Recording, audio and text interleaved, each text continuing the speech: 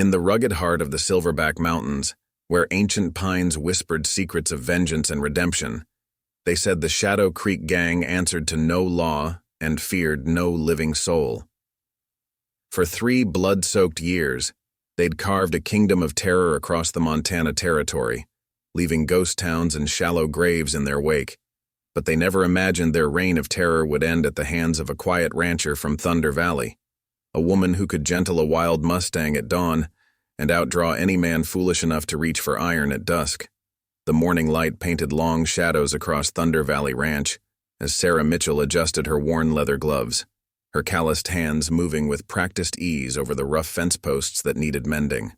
At 26, she'd already spent more years working this land than most men twice her age, every fence post and cattle trail telling a story of survival against the harsh Montana wilderness.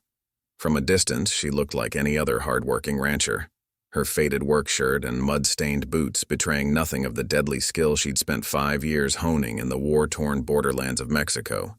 Before we dive deeper into this tale of hidden strength and justice, tell us in the comments where you're watching from, and if you believe in the power of second chances.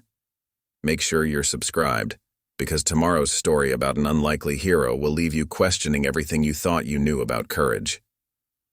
The cool mountain breeze carried the sweet scent of wildflowers mixing with the earthy aroma of sage and pine, but Sarah's attention was fixed on the distant thunder of approaching hooves. Through years of training, she'd learned to read the rhythm of riders. These weren't the steady hoofbeats of honest ranchers or the disciplined pace of lawmen. These were the erratic, aggressive rhythms of men who feared no consequences. She straightened slowly, one hand absently touching the smooth, worn grip of the Colt hidden beneath her work shirt, a weapon that hadn't seen the light of day since she'd bought this ranch 3 years ago. The gun was a reminder of a life she'd left behind, of skills learned in the company of men who'd taught her that survival sometimes meant keeping your deadliest talents hidden from the world. "Miss Mitchell, Miss Mitchell!" Young Tommy Jensen's voice carried across the pasture, the 12-year-old ranch hand running toward her with panic in his eyes. "Riders coming!" Ma says it's the Shadow Creek Gang.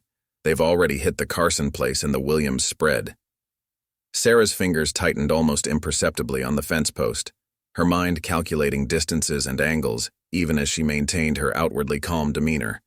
The Shadow Creek Gang had been pushing north for months, testing boundaries, seeing how far they could extend their territory before meeting real resistance. She'd heard the stories. 30 hardened killers led by the infamous Marcus Blackjack Rollins, a man who'd learned his trade rating with Quantrill's raiders during the war. "Get back to the house, Tommy," she said quietly, her voice carrying the same gentle tone she used with spooked horses. "Tell your ma to lock the doors and stay away from the windows." The boy hesitated, his young face torn between fear and concern for his employer. "Go on now," she added with a small smile. "Everything's going to be fine." As Tommy disappeared toward the main house, Sarah allowed herself a moment to remember her old mentor's words. Colonel Gabriel Torres, the man who'd found her half dead in a border town and taught her everything she knew about survival, had always said that the deadliest predator was the one that looked like prey. "The mountain lion doesn't roar to announce its presence," he'd say in that smoke-roughened voice. "It waits and watches and chooses its moment." The riders were closer now, their figures taking shape through the morning haze. Sarah counted 12 men, their horses lathered, and their guns worn low in the manner of men looking for trouble. She recognized the leader immediately. Marcus Rollins cut an imposing figure even at a distance, his black duster and wide-brimmed hat casting a shadow that seemed to stretch across the entire valley. Sarah took a deep breath, consciously maintaining the slightly stooped posture of someone who'd spent too many hours working the land. Everything she'd learned in 5 years of fighting along the border had taught her the value of being underestimated. As the riders approached, she could hear their casual laughter, the kind of sound that made honest folks lock their doors and pray for dawn. They reined up 20 yards from where she stood, spread out in a loose semicircle that spoke of military training. Rollins guided his big black stallion forward, his face hidden in the shadow of his hat brim. "This the Mitchell spread?" he called out, his voice carrying the harsh edge of command. "It is," Sarah answered, keeping her voice soft, uncertain. "Can I help you gentlemen with something?" The gang leader's laugh held no humor. Heard tell this was the old Carson place. Man named Mitchell bought it few years back. Didn't hear nothing about it belonging to a woman. My husband passed last winter, Sarah lied smoothly, the practiced deception rolling off her tongue. Fever took him quick. She didn't miss the predatory gleam that entered several of the riders' eyes at this news. Lone women were easy targets in the territories, especially ones who looked as helpless as she was pretending to be. "That's real unfortunate, ma'am," Rollins said, though his tone suggested he found it anything but. "Especially considering how dangerous these parts have gotten lately. Way I see it, folks around here need protection, the kind of protection only men of experience can provide." Sarah recognized the script. She'd seen it played out in a dozen border towns. First came the offers of protection, then the demands for payment, and finally the taking of whatever they wanted. She'd watched good people broken by men like this, had sworn never to let it happen again. But timing was everything, and right now she needed to play her part. "Protection?" she asked, allowing a slight tremor to enter her voice. I don't understand." "You will," Rollins promised, his smile showing too many teeth. "We'll be back tomorrow to explain the terms. Meantime, think real careful about your situation out here. Awful lonely country for a woman alone." As the gang wheeled their horses to leave, one of the riders spat in the dirt near Sarah's feet. "Better have something worth our while tomorrow, woman," he growled. "Blackjack don't like wasting his time." Sarah watched them ride away, maintaining her facade of fearful uncertainty until they disappeared over the ridge. Only then did she allow her posture to change, straightening to her full height as her hand moved to check the Colt at her side. Colonel Torres had taught her that sometimes the hardest part of winning a fight was knowing when to start it. Tomorrow the Shadow Creek gang would learn what it meant to mistake patience for weakness. The sun had barely cleared the eastern peaks when Sarah began her morning routine, though her movements held a different purpose today. As she walked the fence line checking for breaks, her keen eyes were actually surveying sight lines and calculating distances. Every post, every dip in the land, every cluster of sage could become either cover or kill zone when the Shadow Creek gang returned. Tommy Jensen watched from the barn doorway as she worked, his young face creased with worry. The boy had insisted on coming to work despite his mother's protests, claiming the cattle needed tending. But Sarah knew he was really there out of loyalty, a quality rare enough in grown men, let alone a 12-year-old boy. "Miss Mitchell," he called out, his voice carrying the slight tremor of someone trying to sound braver than they felt. "I heard Pa talking last night. He says Blackjack Rollins killed 20 men in Silver Creek last month. Just shot them down in the street when they wouldn't pay his protection money." Sarah paused in her work, studying the boy's face. She saw the same fear there she'd seen in 100 border towns, the helpless rage of good people caught in the grip of violent men. Memories of her own past threatened to surface, the smell of gun smoke in narrow streets, the crack of rifles in the dawn light, the weight of responsibility that came with having the power to fight back.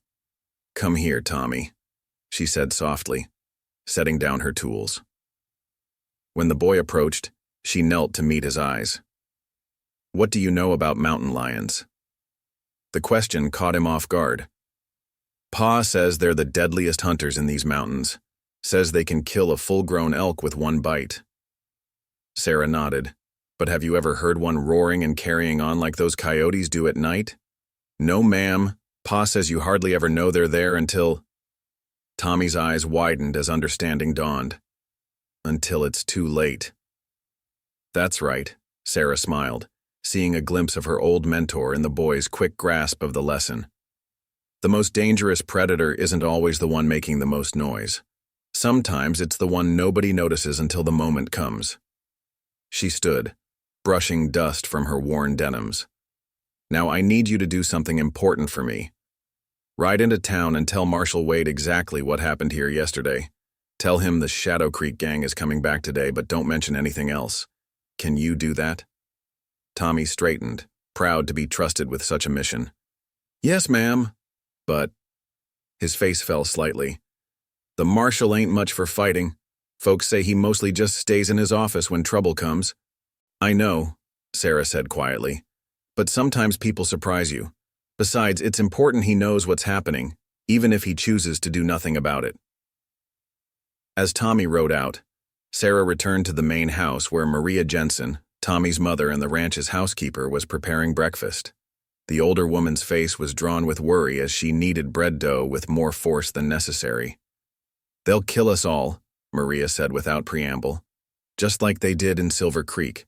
Just like they did to the Carlson family over in Pine Valley. We should leave while we can."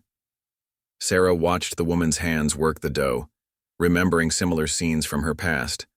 Women preparing food even as violence gathered on the horizon, as if maintaining normal routines could somehow hold chaos at bay. "The Carlsons ran," she said quietly. "That's why they died. Running just tells men like Rollins they can take whatever they want." Maria's hands stilled. "And what happens if we stand and fight? One woman and a few ranch hands against 30 killers? That's not courage, Miss Mitchell. That's suicide." Sarah moved to the window, checking the position of the sun. The gang would likely return around noon when the harsh light would make it harder for anyone inside to see what was happening outside. A classic intimidation tactic she'd seen used before. "There was a village in Sonora," she said, her voice distant with memory. 40 families trying to scratch a living from hard ground. Bandits had been raiding them for years, taking everything they had. Then one day, they decided to fight back. She turned to face Maria. "You know what they discovered? The bandits weren't ready for victims who could bite back. 30 men died that day, and not one of them was a villager." "How do you know this?"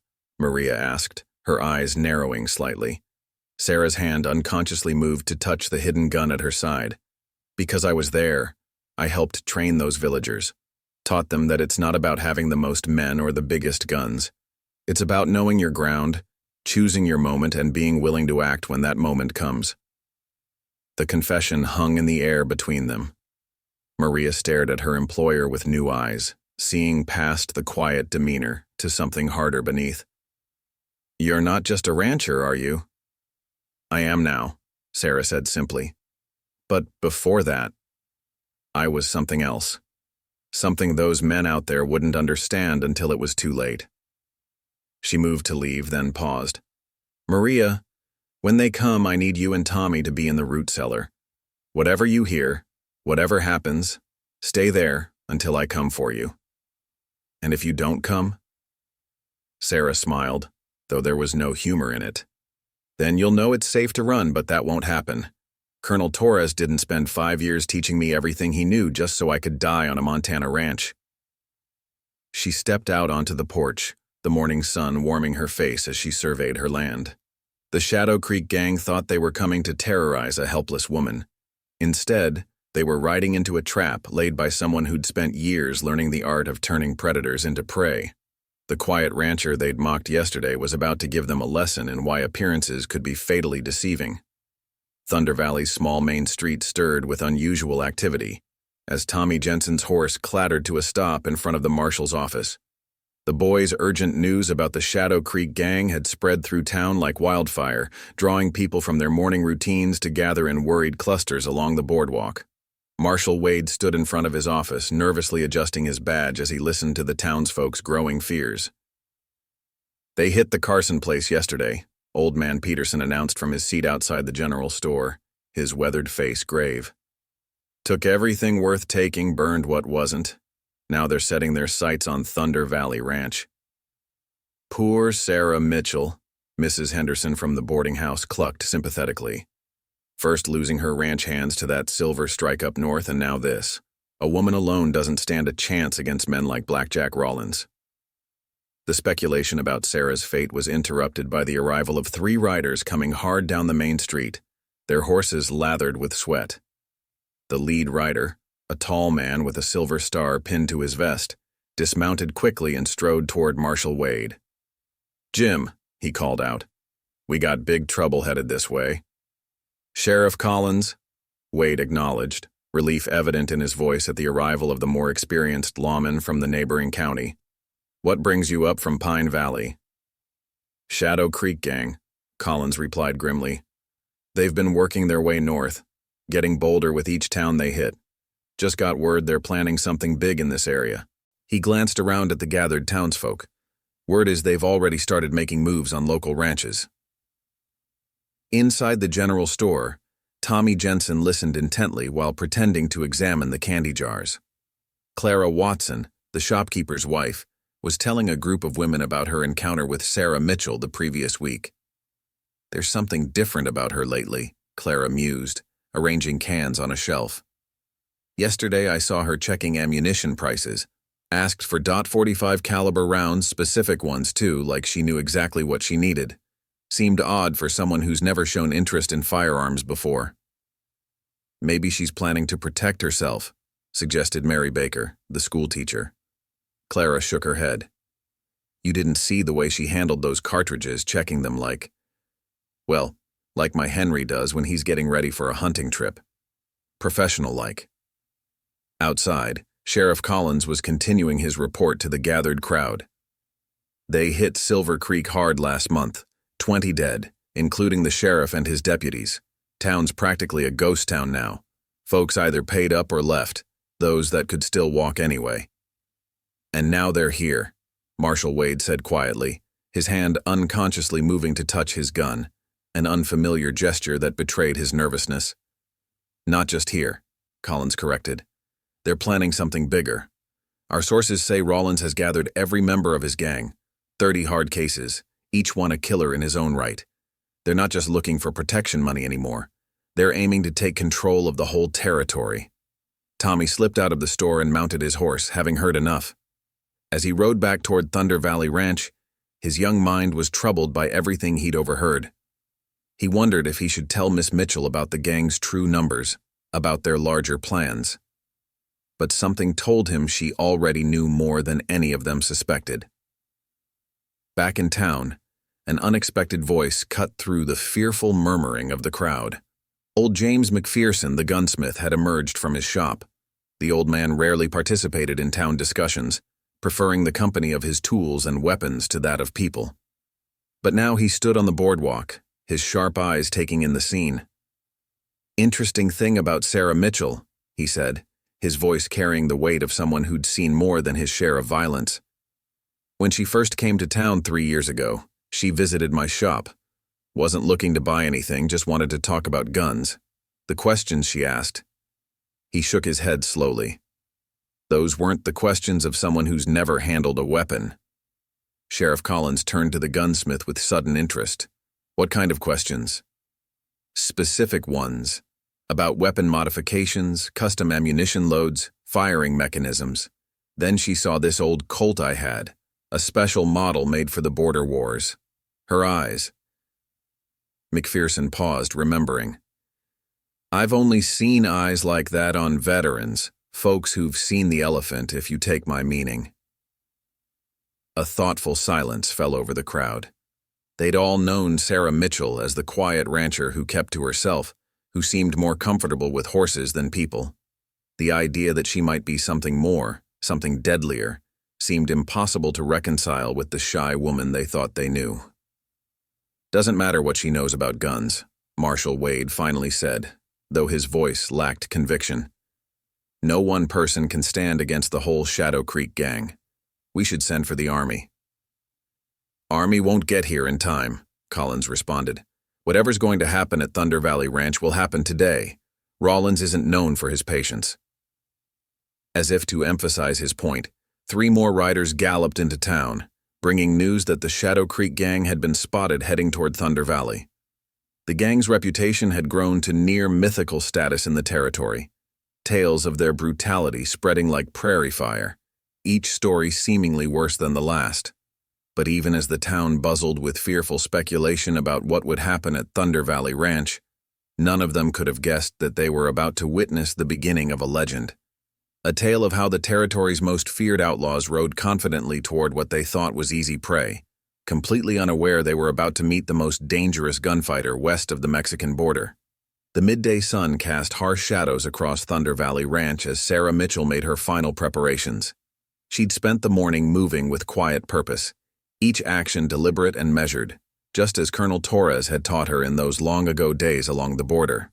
The ranch house's windows were subtly reinforced, sight lines cleared, and escape routes prepared. all while maintaining the appearance of an ordinary day's work. "Miss Mitchell." Tommy came riding hard into the yard, his young face flushed with urgency. "The whole town's talking. Sheriff Collins came up from Pine Valley, says the gang's got 30 men now, and they're planning something big." Sarah helped the boy dismount, her movements calm despite the news. "Catch your breath, Tommy. Then tell me everything you heard in town." She guided him to the porch where Maria had set out a pitcher of water, her keen eyes continuously scanning the horizon as the boy reported what he'd overheard. "They killed 20 men in Silver Creek," Tommy finished, his voice dropping to a whisper. "Just shot them down in the street. Marshal Wade says nobody can stand against that many gunmen." Sarah's hand unconsciously moved to touch the hidden Colt at her side, remembering another time, another place. "Numbers aren't everything, Tommy. Your pa ever tell you about the Battle of White River Pass?" The boy shook his head, eager for the distraction from his fears. 200 raiders against 23 soldiers, Sarah said quietly, her eyes distant. Raiders had better weapons, better horses, knew the territory. Should have been over in minutes, but one of those soldiers was Gabriel Torres, the finest tactician I ever knew. He taught me that it's not about how many men you have, it's about making the enemy fight on your terms, in your chosen ground. "What happened at White River Pass?" Tommy asked, leaning forward. "The raiders never stood a chance. Torres used the terrain, used their confidence against them. By sunset, 40 raiders were dead, the rest scattered to the wind. Not a single soldier fell that day." Sarah's voice carried the weight of personal knowledge, though she didn't mention that she'd been there, watching through a rifle scope as Torres turned a potential massacre into a lesson in tactical warfare. The sound of approaching horses interrupted her story. Sarah's posture changed subtly, though her voice remained calm. "Tommy, take Maria and get to the root cellar. Whatever you hear, don't come out until I come for you. But Miss Mitchell..." "Now, Tommy." Her tone brooked no argument. As the boy and Maria hurried to safety, Sarah took one last look around her property. Everything was in place, just as she'd planned. The Shadow Creek gang was about to learn why Colonel Torres had called her La Cazadora, the Huntress. 12 riders appeared on the ridge, their silhouettes black against the bright sky. More would be hidden in the surrounding hills, she knew, waiting for Rollins's signal. It was a standard territorial gang tactic, show enough men to intimidate, keep the rest in reserve in case things went wrong. Sarah allowed herself a small smile. They were following the exact pattern she'd predicted. Blackjack Rollins led his men down into the valley, their horses spreading out in a practiced formation that spoke of military experience. Sarah noticed how they positioned themselves to cover all angles of the ranch house, another sign that these weren't ordinary bandits. They'd learned their trade in the war, just like she had. "Well now, Miss Mitchell," Rollins called out as they drew closer. "I trust you've had time to consider our generous offer of protection?" His voice carried that particular tone of false courtesy that preceded violence. Sarah stood on her porch, maintaining the slightly uncertain posture she'd cultivated. I don't have much money, Mr. Rollins. The ranch barely breaks even most months." Rollins dismounted smoothly, his spurs jingling as he approached the porch. 2 of his men flanked him, hands resting casually on their gun belts. The others remained mounted, creating a loose circle around the house. "Money's only part of what we're looking for," Rollins said, his smile showing too many teeth. "Way I see it, a woman alone out here. Well, you need more than just protection. You need partners, people to help run this fine spread." He gestured at the well-maintained ranch. "We could make this place the center of our operations. With our protection, nobody would dare trouble you again." Sarah let her hands tremble slightly as she gripped her apron, a calculated gesture of fear that made several of the riders smirk. "And if I refuse?" "Then we take it anyway," one of the mounted men called out, earning harsh laughter from his companions. "After we teach you what happens to folks who don't appreciate our generosity." Rollins held up a hand for silence, though his eyes held the same cruel amusement. "Let's not be hasty. Miss Mitchell just needs time to understand her situation." He took another step forward, close enough now that Sarah could smell tobacco and whiskey on his breath. "See, we're taking over this whole territory. Anyone who stands against us ends up dead or running. But you could be part of something bigger. All you have to do is say yes." Sarah appeared to consider his words, her eyes downcast. Then so quietly that Rollins had to lean forward to hear, she spoke. "Colonel Torres used to say something about men like you." The gang leader's face registered confusion, then shock as he recognized the name. "What did you—" "He said the most dangerous predator is the one you never see coming." Sarah's posture changed in an instant, the illusion of timidity falling away like a shed cloak. Her voice took on a harder edge, one that made several of the riders instinctively reach for their weapons. "You boys picked the wrong ranch." The change in Sarah's demeanor was subtle but unmistakable. Her shoulders straightened, her stance shifted, and suddenly the woman before them wasn't a shy rancher but something altogether different, a predator who had been patiently waiting for her moment. The transformation was so unexpected that even Rollins, hardened killer that he was, took an involuntary step backward. "Torres?" he said, his voice carrying a note of disbelief. "Gabriel Torres? The Mexico Terror?" His hand moved toward his gun, but Sarah's voice stopped him. "I wouldn't," she said softly. "Notice how the sun's behind me? Makes it awful hard to draw against a shadowed target. Colonel Torres taught me that trick, right before he taught me how to put 3 bullets through a man before his gun cleared leather." A tense silence fell over the yard. The mounted riders exchanged uncertain glances, their earlier confidence evaporating as they realized something wasn't right. They'd expected to find a helpless woman. Instead, they were facing someone who spoke of one of the border's most legendary gunfighters as a personal mentor. "You're lying," one of the riders called out, though his voice held a tremor of doubt. "Torres died in the border wars." "Did he?" Sarah's smile was cold. Funny how rumors spread. Kind of like the rumors about what happened to the Vasquez gang when they tried to raid San Pablo. 25 experienced killers, all gunned down in less than 3 minutes. Official reports said it was Torres's work, but he was in Mexico City that day. She paused, meaningfully. "I wasn't." Rollins's face darkened as understanding dawned. "La Cazadora," he breathed. "They said Torres had a student, a woman who could outshoot any man alive. Said she disappeared after the border wars." His hand was still hovering near his gun. "Those were just stories." "Were they?" Sarah's hand hadn't moved toward her weapon, but somehow that made her seem more dangerous, not less. "You came here looking for an easy target, Mr. Rollins. Instead, you found me. Now you have a choice to make." One of the gang members, younger and more reckless than the others, decided he'd heard enough. His gun seemed to materialize in his hand, but that was as far as he got.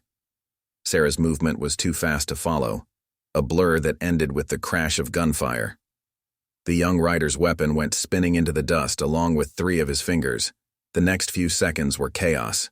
2 more gang members went for their guns, but Sarah's Colt barked twice more. One man clutched his shoulder, his gun falling unfired. The other stared in shock at his gun belt, now lying in the dirt with its holster straps cleanly shot through. "That's 4 shots," Sarah said calmly, her Colt now held openly at her side. "I've got 2 more in the cylinder and a second gun you haven't seen yet. How many of you want to test how fast I really am?" The wounded men's cries filled the suddenly still air. Rollins stood frozen, his face a mask of conflicting emotions, rage, fear, and something else. Recognition. He'd seen this kind of skill before during the war, and he knew exactly what it meant. "The stories about San Pablo," he said slowly. "They said the guards never even got a shot off. Said whoever did it must have been a ghost." "No ghost," Sarah replied. "Just someone who learned that patience and preparation beat speed and numbers every time." She nodded toward the hills. "For instance, I know you've got more men hidden up there. Probably figured you'd call them in if things went wrong. But see those glints of light among the rocks?" Rollins squinted at where she indicated. Sure enough, periodic flashes of sunlight reflected off something in multiple locations around the valley. "Rifle scopes," Sarah explained. "Belongs to some friends of mine. Former border fighters who owed Colonel Torres a few favors. They've had their sights on your hidden men for the past hour. One signal from me and your reinforcements become a lot less reliable." It was a bluff. There were no hidden riflemen, just carefully placed pieces of broken mirror that caught the sun. But Sarah had learned long ago that the best weapon was often the enemy's imagination. She watched as Rollins processed this new information, saw him recalculating his odds. "Why are you telling us this?" he asked finally. "Why not just kill us all?" "Because Colonel Torres taught me something else too. Sometimes the smartest victory is the one where no one has to die." She kept her voice steady, her gun ready. "You're going to ride out of here, Mr. Rollins. You're going to take your men and leave this territory. If I ever hear of the Shadow Creek gang operating anywhere near here again, I'll finish what I started today. And trust me, you won't see me coming." For a long moment, Rollins stood silent, weighing his options. Sarah could almost see him counting angles, calculating trajectories, looking for any way to turn the situation to his advantage. Finally, his shoulders slumped slightly, the movement so subtle that only someone trained to read body language would have caught it. "Mount up," he ordered his men, his voice harsh with suppressed rage. "We're riding out." As his men scrambled to comply, several nursing wounds, he turned back to Sarah. "This isn't over." "Yes, it is," Sarah replied quietly. "You just don't know it yet." She watched as they rode away, maintaining her ready stance until the last rider disappeared over the ridge. Only then did she allow herself to relax slightly, though she knew this was only the beginning. The Shadow Creek gang wouldn't take this humiliation lying down. They would be back, and next time they would be better prepared. But so would she. Because while Colonel Torres had taught her how to fight, his most important lesson had been about choosing your battles. Today had been about sending a message. The real war was just beginning. The news of what happened at Thunder Valley Ranch spread through the territory like wildfire, growing more extraordinary with each telling. By sunset, the quiet rancher who had faced down the Shadow Creek gang had become the talk of every saloon and general store from Thunder Valley to Pine Creek. But Sarah Mitchell knew better than to celebrate. She'd seen too much violence in her life to believe that one victory meant the war was over. Night had fallen over the ranch when Sheriff Collins arrived, his horse's hooves kicking up dust in the yard. Sarah met him on the porch, her manner once again that of a simple rancher, though she noted how his eyes went straight to where her gun would be hidden beneath her work shirt. "Heard there was some excitement out here today," he said, dismounting carefully. "Treated 3 of Rollins's men in town for gunshot wounds. They're claiming they were ambushed by a whole company of border fighters." Sarah's smile was slight. Funny how stories grow. Funny indeed. Collins studied her face in the lamplight. "Especially since Old Man McPherson swears those wounds could only have been made by someone with exceptional skill. Says the shots were placed perfectly, meant to disable, not kill. Sounds like Mr. McPherson has quite an imagination." The sheriff's next words caught her off guard. "I served with Gabriel Torres in '68, he said quietly. "Down near the border. Man was a legend, not just for his shooting, but for how he thought about conflict. Always said the best fighter was the one nobody suspected until it was too late." Sarah's posture changed subtly, almost imperceptibly. "You knew the colonel?" "Knew of him mostly, but I did hear stories about his protege, a woman who could outshoot any man alive, who disappeared after the border wars." He paused meaningfully. "They called her La Cazadora." Before Sarah could respond, the sound of approaching riders interrupted their conversation. But these weren't the measured hoofbeats of the Shadow Creek gang. This was the chaotic thunder of panic. A group of riders emerged from the darkness, led by Tommy Jensen's father, their horses lathered with sweat. "Sheriff! Miss Mitchell!" James Jensen called out as they reined up. "The gang hit the Watson place. Burned everything, took their youngest girl hostage. Said they'd be back for more unless what, Mr. Jensen?" Sarah's voice was quiet but carried an edge of steel. "Unless La Cazadora shows herself," Jensen finished, looking at Sarah with new understanding. "They're calling you out, Miss Mitchell. Say they'll burn every ranch from here to Pine Creek if you don't meet Rollins at dawn tomorrow, middle of town." Sarah's hand moved unconsciously to touch her hidden gun. "How many hostages?" "Just young Lucy Watson, thank God. They tried for more, but word of what happened here had spread. Most folks were ready, had their families hidden away. Sheriff Collins stepped forward. "This is my jurisdiction. I can't let you—" "Can't let me what, Sheriff?" Sarah interrupted quietly. "Can't let me protect these people? Like you protected Silver Creek?" The words weren't accusing, just matter of fact. How many died there because good men decided to play it safe? Collins had the grace to look ashamed. "That was different. We weren't ready then. And you're ready now?" Sarah's voice carried years of hard-earned wisdom. "Rollins has 30 experienced killers. How many deputies can you field? 5? 6? And how many of them have ever faced anything worse than a drunk cowboy on Saturday night?" The silence that followed was heavy with understanding. Sarah turned to address the gathered ranchers. "Get back to your homes. Protect your families. I'll handle Rollins." "But Miss Mitchell," Jensen protested, "you can't face them alone. There must be another way." Sarah's smile was sad but determined. "I'm never alone, Mr. Jensen. Colonel Torres taught me that too. Everything around us can be a weapon if you know how to use it." She turned to Sheriff Collins. "I'll need one thing from you, Sheriff. Make sure every deputy you have is in town at dawn. Not to help me fight, but to get the townsfolk to safety if things go wrong." Collins studied her face for a long moment, then nodded slowly. "I knew there was something different about you the moment you bought this ranch. No ordinary rancher asks the questions you asked about sight lines and defensive positions. No ordinary rancher has seen what I've seen." Sarah agreed quietly. She turned to the others. "Go home. Hold your families close. Tomorrow, one way or another, this ends." As the riders departed into the night, Sarah stood on her porch, remembering another night years ago when Colonel Torres had taught her one of his most important lessons. They'd been tracking a band of raiders who'd taken hostages, much like Rollins had now. "The most dangerous moment," Torres had said, "is when your enemy thinks he has you trapped. That's when he gets careless, starts making mistakes. But only if you've prepared properly." Sarah went inside and pulled out an old trunk she'd hoped never to open again. Inside, wrapped in oiled cloth, lay the tools of her former trade, a custom-made rifle with a scope that could thread a needle at 400 yards, throwing knives balanced to her exact specifications, and most importantly, a small journal containing everything Colonel Torres had taught her about turning an enemy's strength into a weakness. Tomorrow, Rollins would learn why La Cazadora had been feared along the border.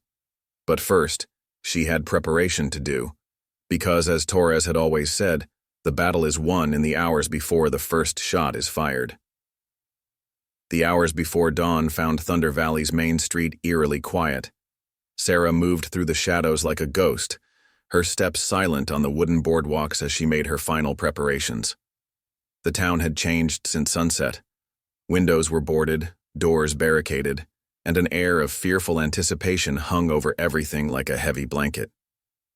Old Man McPherson's gunsmith shop stood dark and silent, but Sarah knew he was awake. A thin line of light showed beneath his workshop door as she slipped inside through a pre-arranged back entrance. The old gunsmith was waiting for her, his workbench covered with cleaned and oiled weapons. "Thought you might come," he said without looking up from the revolver he was examining. "Recognized your shooting style yesterday. Nobody places shots that precise without custom loads." He gestured to a box of ammunition on the bench. "Made these special, just like you used to order." Sarah picked up one of the cartridges, examining it in the lamplight. "You knew who I was all along?" McPherson's weathered face creased in a smile. "Served with Torres for 2 years during the border wars. Man never shut up about his star pupil. Said she could shoot the flame off a match at 50 paces. He paused, his expression growing serious. "Also said she disappeared after San Pablo. Said the killing changed her." "It did." Sarah's voice was quiet. "That's why I came here, bought the ranch. Thought I could leave that life behind. But it followed you anyway." The old gunsmith nodded, understanding. "That's the thing about reputations. They have a way of catching up to you." He reached under his workbench and pulled out a long wooden box. "Been saving this. Torres left it with me before he died, said to give it to you if you ever passed through." Sarah's hands trembled slightly as she opened the box. Inside lay a gun belt of tooled leather, holding 2 matching Colts with pearl grips. A note in familiar handwriting rested between them. For my finest student, when the time comes to stop running and start standing. He knew, she whispered. Somehow he knew this day would come. Torres always said you were meant for more than just being the best shot in the territory. McPherson's voice was gentle. Said you had a protector's heart. That's why he taught you everything he knew, not so you could kill, but so you could defend those who couldn't defend themselves. Sarah buckled on the gun belt, the familiar weight both comforting and sobering. Rollins will have men positioned all around the square by now. Probably got shooters on the roofs, others hidden in alleys. Already spotted 12 of them moving into position, McPherson confirmed. They're being careful, but not careful enough. Want me to tell the sheriff? Sarah checked the action on both Colts, their mechanisms smooth as silk. Let them think they're surprising me. Colonel Torres taught me that sometimes the best trap is the one your enemy thinks they're setting for you. A soft knock at the back door interrupted them. Tommy Jensen slipped inside, his young face serious in the lamplight. Miss Mitchell, I did what you asked. Counted 23 riders coming into town from the east just like you said they would. They've got Lucy Watson tied up in the saloon. Sarah nodded approval. Good work, Tommy. Now get back home to your mother. Things are going to get dangerous here soon. But I want to help. The boy's voice carried that mix of fear and determination she'd heard so often during the border wars. You taught me about being brave, about standing up to bullies. Being brave doesn't mean being foolish, Sarah said gently. Sometimes the bravest thing is protecting your family. Your mother needs you more than I do right now. As Tommy reluctantly left, McPherson watched Sarah check her weapons one final time. You've got a plan, I take it? Always. She smiled slightly. Colonel Torres's first rule, never fight the battle your enemy expects. Rollins thinks he's forcing me into a straight gunfight in the street. He's about to learn why they called me La Cazadora. The Huntress, McPherson translated unnecessarily. Because you don't just shoot, you stalk your prey. Sarah moved to the door, pausing with her hand on the latch. Get word to Sheriff Collins. When the shooting starts, his men need to focus on getting the townspeople to safety. This isn't their fight. And what about young Lucy Watson? Already taken care of. Sarah's smile held no humor. While Rollins was busy positioning his men around the square, someone who looks an awful lot like a shy rancher spent the night teaching the saloon girls some interesting tricks with lockpicks and hat pins. Lucy will be safely away before the first shot is fired. The eastern sky was beginning to lighten as Sarah stepped out into the pre-dawn darkness. She moved like a shadow through the familiar streets, noting the positions of Rollins's hidden men. Most were where she'd expected them to be, predictable just like Torres had taught her that most men were when they thought they held all the cards. The air held that peculiar stillness that comes just before violence erupts. Sarah could feel the weight of hidden eyes watching her, could practically taste the tension building in the town. But beneath her outward calm, her mind was racing, reviewing everything Torres had taught her about turning an enemy's strength into a weakness. Remember, his voice seemed to whisper from memory, the most dangerous predator isn't the one with the most teeth, it's the one with the most patience. She touched the pearl grips of her new guns, feeling their perfect balance. It was time to show Rollins and his gang why La Cazadora had been the most feared name along the border. The first rays of dawn painted Thunder Valley's main street in shades of gold and shadow, as Sarah Mitchell stood alone in front of the saloon. Her stance was relaxed but alert, every sense attuned to her surroundings, just as Colonel Torres had taught her. She could feel the weight of dozens of hidden eyes watching her, could practically taste the tension in the air. Blackjack Rollins emerged from the saloon, pushing young Lucy Watson ahead of him. The girl's hands were bound, but Sarah noticed her fingers working subtly at the knots, exactly as she'd been taught the night before. Behind Rollins, his lieutenant and 4 other men spread out across the boardwalk, their hands hovering near their guns. Didn't think you'd actually come, Rollins called out, his voice carrying across the empty street. Thought maybe the famous La Cazadora had gone soft playing rancher all these years. Sarah's voice was quiet, but carried clearly in the morning stillness. "Let the girl go, Rollins. This is between us." The gang leader's laugh was harsh. "Oh, I don't think so. See, after yesterday's embarrassment, I did some asking around. Found some interesting stories about San Pablo." His eyes narrowed. "About how a single shooter took down 25 of the meanest killers south of the border. But here's the thing. That shooter didn't just kill them, she hunted them, picked them off one by one, using their own fear against them." "That was a long time ago," Sarah said evenly. "Maybe. But then I got to thinking, what if that's exactly what you're doing now? Using our own confidence against us?"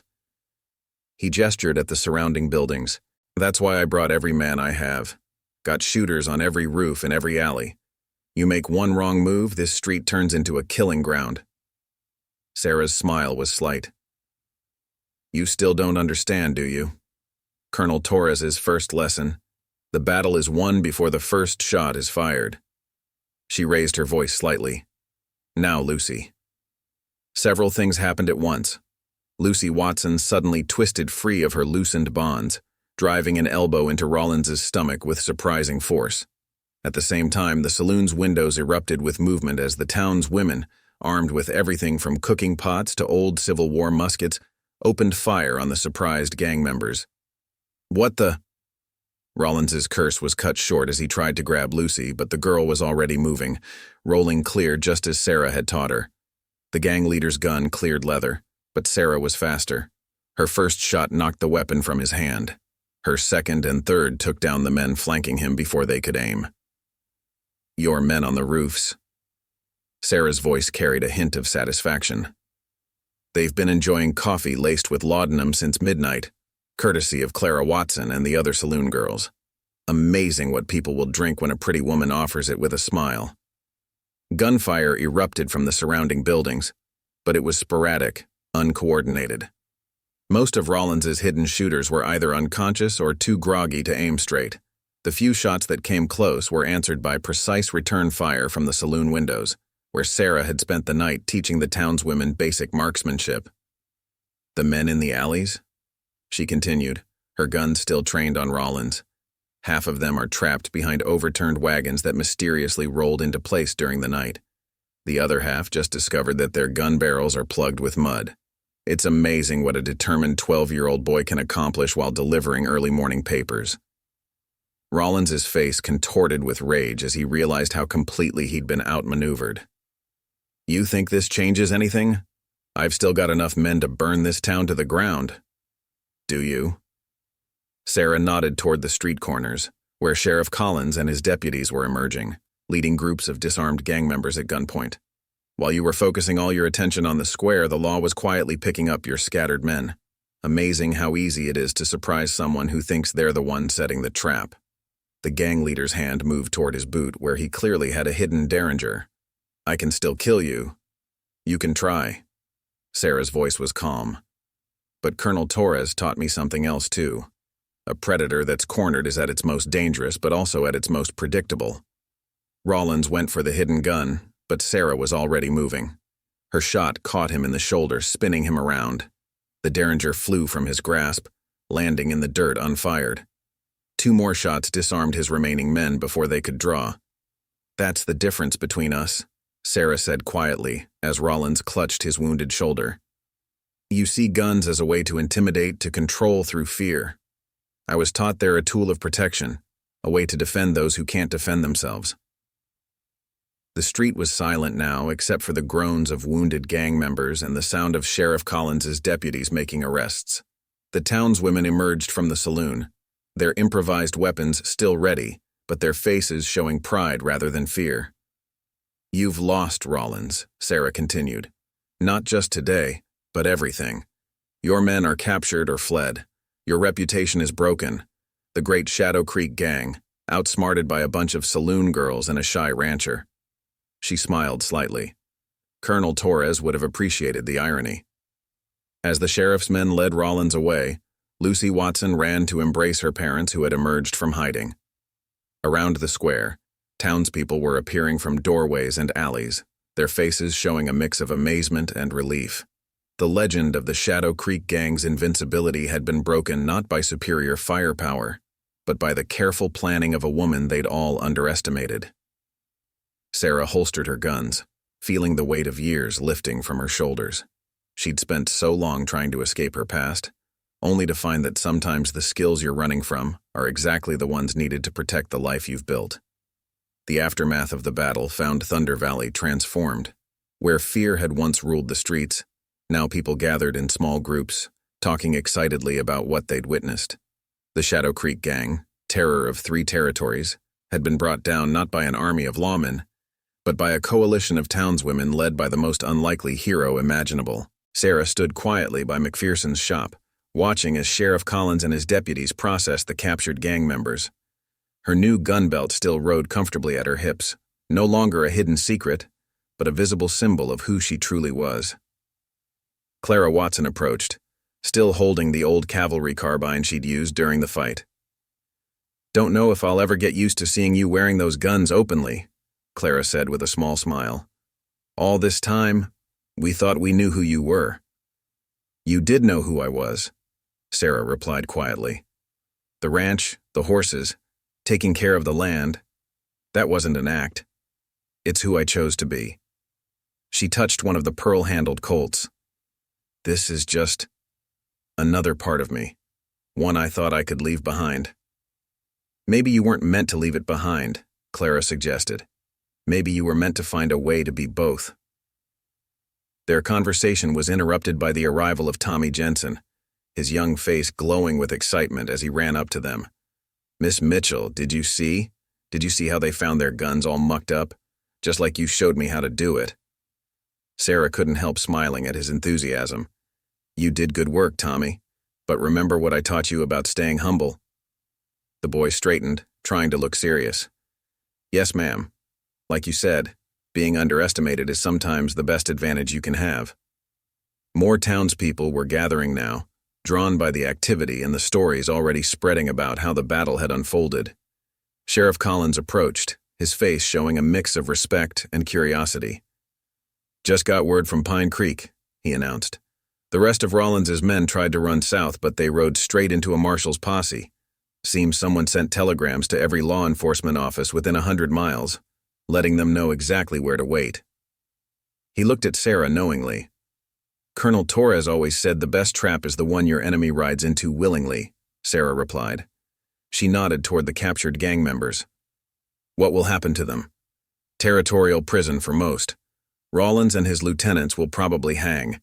They've got enough blood on their hands to justify it 10 times over." The sheriff paused.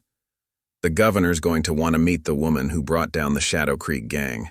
There's likely to be some kind of official recognition." Sarah shook her head. The shy rancher who keeps to herself wouldn't be comfortable with that kind of attention. Besides, she smiled slightly, "I didn't do it alone. Every woman in that saloon, every person who helped set the trap, they're the real heroes." Maria Jensen pushed through the crowd, her eyes bright with unshed tears. "Maybe so, but you taught us how to be heroes, showed us that being underestimated didn't mean being powerless." She gestured at the other townswomen.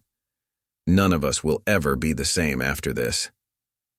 Old Man McPherson emerged from his shop, carrying a wooden box that made Sarah's breath catch. It was identical to the one that had held her new guns. "Torres left this too," he said gruffly. "Said to give it to you when you were ready to start teaching others what he taught you." Inside the box lay a collection of training tools, target sights, timing mechanisms, and a leather-bound journal filled with Torres's teachings.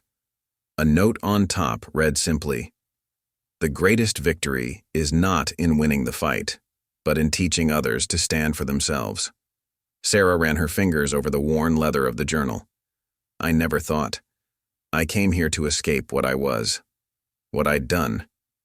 And instead, you found a way to use it for something good," Clara said softly. "Those girls you taught last night, they'll never be victims again.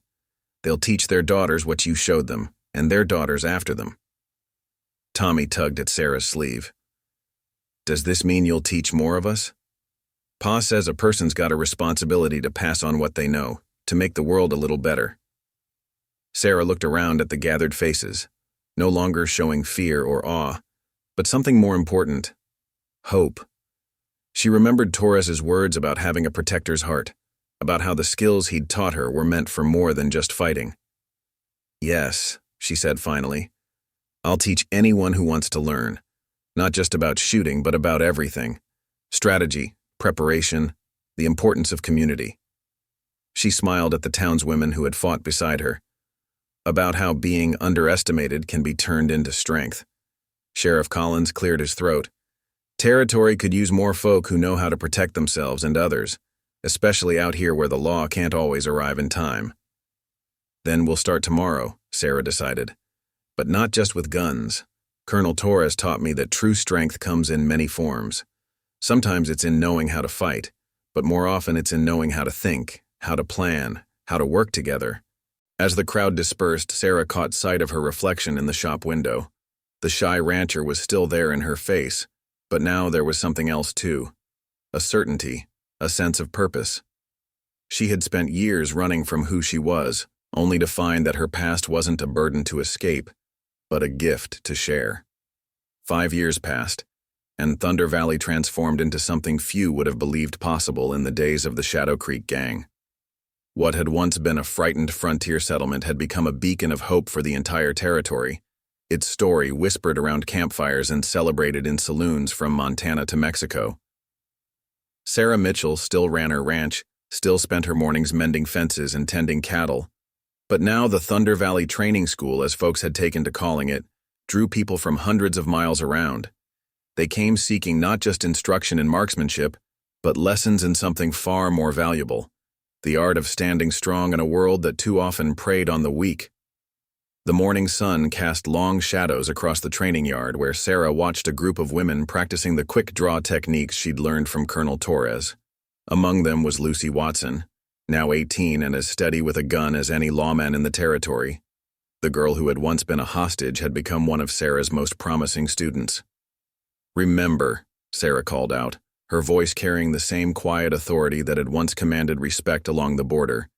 "Speed is nothing without accuracy, and accuracy is nothing without purpose. Every movement must have meaning." Clara Watson, watching from the porch of the newly built schoolhouse, smiled at how far they'd all come. The women of Thunder Valley had become legendary in their own right, not just for their part in defeating the Shadow Creek Gang, but for how they'd changed the very nature of frontier justice. "Miss Mitchell." Tommy Jensen, now 17 and nearly as tall as his father, came riding up to the training yard. "Riders coming in from Pine Creek. Looks like another group wanting to learn?" Sarah shaded her eyes against the morning sun, studying the approaching dust cloud. 5 years ago, such a sight would have brought dread to the town. Now it brought opportunity. Another chance to pass on what Colonel Torres had taught her about strength and justice. "Tell me what you see, Tommy," she said, testing him as she tested all her students. The young man sat straight in his saddle, his eyes narrowing as he assessed the riders. 8 people, mixed group. 2 are wearing badges. Looks like a sheriff and deputy. They're riding easy, not pushing their horses. No weapons drawn, but they're wearing them like they know how to use them. Sarah nodded approval. "And what does that tell you?" "They're experienced but not looking for trouble. Probably heard about what happened to that gang that tried to take over Silver Creek last month. How the women there ran them off without firing a shot, just like you taught them." The story had spread quickly through the territory, another town following Thunder Valley's example, turning potential victims into protectors. It wasn't just about gunfighting anymore. It was about community, about people learning to stand together against those who would prey on them. Inside the schoolhouse, Maria Jensen was teaching a different kind of lesson to a group of younger students. "Strategy," she explained, pointing to a diagram on the blackboard, "is about more than just knowing how to fight. It's about knowing how to prevent the fight in the first place." Sarah smiled, remembering how the quiet housekeeper had become one of her most valuable instructors. Maria had a gift for teaching the subtle arts of observation and preparation that Colonel Torres had considered even more important than marksmanship.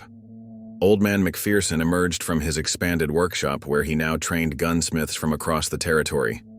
The skills he taught went far beyond simple weapon maintenance. Each student learned the importance of craft, of taking pride in work that could mean the difference between life and death. "Got another letter from the governor," he called out to Sarah. "Still wants to make your school official, provide funding and recognition." Sarah shook her head, just as she had every other time the offer had come. "We do better on our own. The moment we become official is the moment we start having to follow other people's rules about who can learn and what they can be taught." The old gunsmith's face creased in a smile. "Torres said you'd say that. Said you always understood that real strength grows best in the shadows, away from too many watching eyes." The approaching riders were closer now, and Sarah could see that Tommy's assessment had been accurate. The sheriff looked to be from one of the northern territories, probably drawn by the stories of how Thunder Valley had transformed frontier justice from a matter of simple force into something more nuanced and effective. "Time to greet our guests," Sarah said, adjusting the pearl-handled Colts that she now wore openly.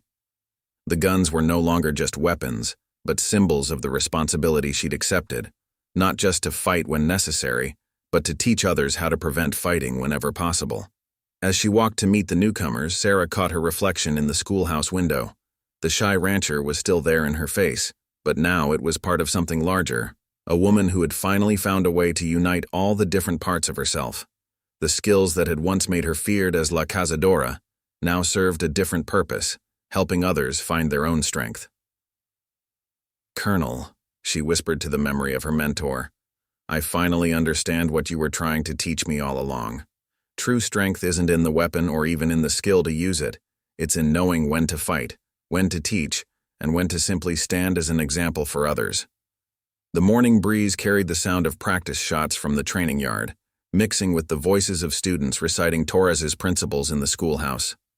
Thunder Valley had become more than just a safe haven. It had become a symbol of how people could transform themselves from victims into protectors, from the hunted into those who stood against the hunters.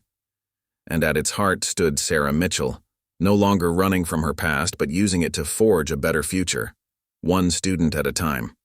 They say legends never die, they just change form. The story of Thunder Valley's transformation spread far beyond the Montana Territory, carried by travelers and traders who could scarcely believe that one shy rancher had changed the very nature of frontier justice. The tale of how Sarah Mitchell, known once as La Cazadora, had turned a community of victims into a fortress of protectors became a beacon of hope for other settlements facing similar threats. Blackjack Rollins and the Shadow Creek Gang faded into history, remembered not for their reign of terror, but for how their defeat marked the beginning of a new era. The territorial governor finally stopped sending offers to make the Thunder Valley Training School official, understanding that some lights shine brightest when left to burn on their own. Sarah Mitchell continued to work her ranch, still mending fences at dawn and tending cattle at dusk. But now she wore her guns openly, no longer hiding who she was or what she could do. The shy rancher and La Cazadora had become one person, proving that true strength comes not from choosing between who you are and who you were, but from finding a way to be both. Colonel Torres's journal remains in the schoolhouse, its pages worn from years of student hands learning the principles that had once guided a young woman through the border wars. And every morning, Sarah still whispers his most important lesson to each new class. The greatest victory isn't in winning the fight, but in teaching others to stand for themselves. Next up on your screen, you've got two more extraordinary tales of hidden strength that you won't want to miss. If this story touched your heart, make sure to subscribe and hit that notification bell, because tomorrow's story about an unlikely hero will leave you speechless. Let us know in the comments where you're watching from and what you thought about the shy rancher who changed the West forever.